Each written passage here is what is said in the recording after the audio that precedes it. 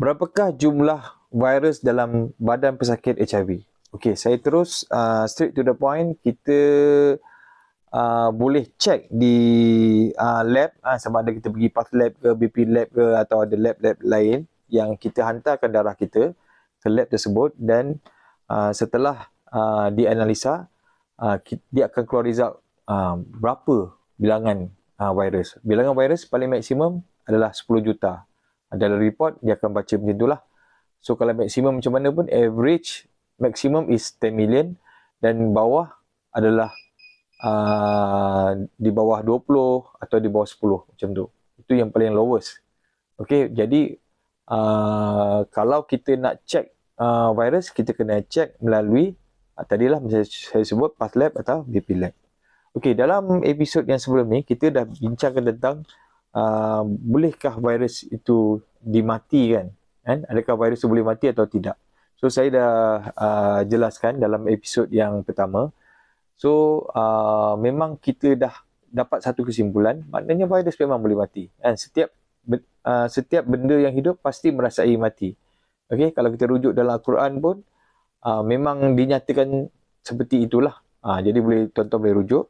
So seterusnya kita nak sebut di sini sebagai apakah kaedah bilangan virus ni, bagaimanakah pengurusan bilangan virus ni yang kita nak kontrol. Sebab bilangan virus ni kita kena faham, virus ni dia akan sentiasa membiak. Dia sentiasa beranak lah orang kata. Duplikasi tu akan sentiasa berlaku, yang menyebabkan semakin banyak virus dalam tubuh badan pesakit yang tidak dikawal selia sebaik mungkin, maka pesakit tersebut akan mengalami risiko di mana sistem pertahanan tubuh dia, white blood cell atau sel darah putih dia semakin merosot, dan akhirnya menyebabkan pesakit tersebut akan dapat gangguan masalah kesihatan yang lain lah, seperti kena TB, kan, kena gangguan kuman-kuman lain yang akhirnya boleh merisikokan pesakit itu dan juga boleh menyebabkan kematian. Jadi kena ambil berat, ambil berat, monitor. Monitor, kena ada pemantauan berkala tentang bilangan virus dalam tubuh badan pesakit. Benda ni wajib. Saya beritahu benda ni memang wajib dan kena ambil berat. Kalau tak faham boleh tag saya boleh tolong jelaskan. Okey. Kaedah ada dua kaedah. Kita boleh guna kaedah perubatan moden atau boleh guna kaedah perubatan alternatif, tapi make sure anda jumpa dengan orang yang benar-benar faham tentang virus. Yang tak faham, kalau you tanya, takut you dapat salah info, nanti tuan-tuan sendiri yang akan mengalami masalah kesihatan disebabkan tidak mendapat ilmu yang betul.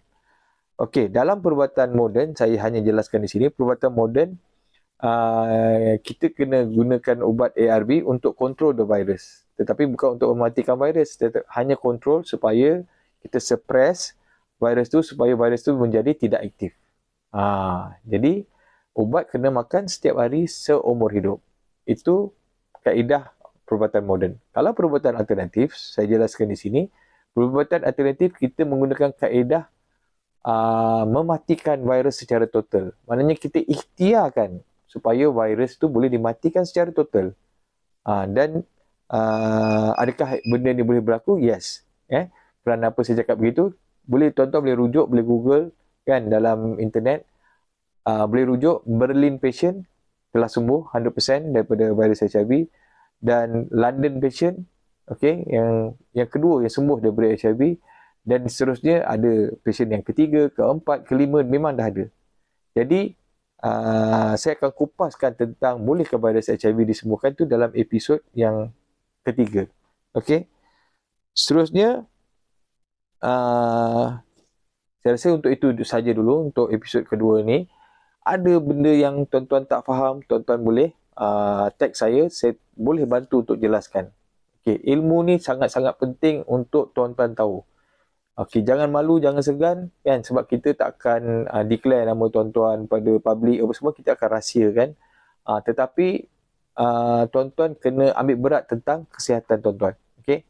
Maknanya jangan berdiam diri duduk dekat rumah kan. Jadi pergi perubatan moden pun you tak pergi jumpa doktor, perubatan alternatif pun you tak pergi jumpa. Jadi you sendiri tak buat apa-apa kan, you do nothing, nanti risikonya akan berlaku pada pesakit itu sendiri. Jadi ada kes-kes yang akan menyebabkan, maknanya penyakit tu makin teruk, virus tu makin banyak kan, dan boleh juga akhirnya menyebabkan kes-kes kematian. Jadi kena ambil berat apa yang saya beritahu ni. Maknanya kalau ada tak faham boleh tanya, kan? Okey. Setiap benda yang ada dalam dunia ni kan Allah bagi ujian, semuanya boleh diurus, insya-Allah boleh diurus dan ada jalan keluar.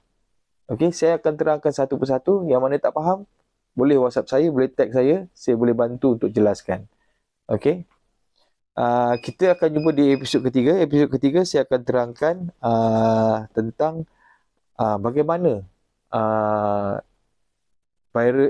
bagaimana seseorang pesakit tu boleh sembuh daripada virus HIV ni. Yang itu saya akan terangkan dalam episod ketiga. Kita jumpa di episod ketiga. Assalamualaikum.